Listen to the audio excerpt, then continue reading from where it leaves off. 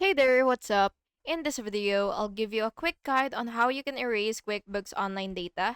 So the first thing that you will have to do is of course log into your QuickBooks account, and once you've logged in, you will basically look for the settings right here. So it should be right here if you've already logged in. And what you will have to do after clicking settings is you will just have to click account and settings and then go to advanced, and then you will scroll down to reset and click erase data.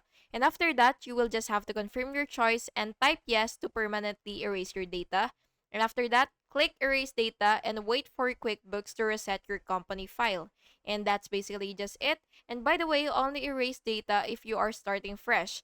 Back up any important reports before doing this and yeah, I hope you found this video helpful, and if you did, please make sure to like and subscribe for more videos like this. Thank you and have an awesome day.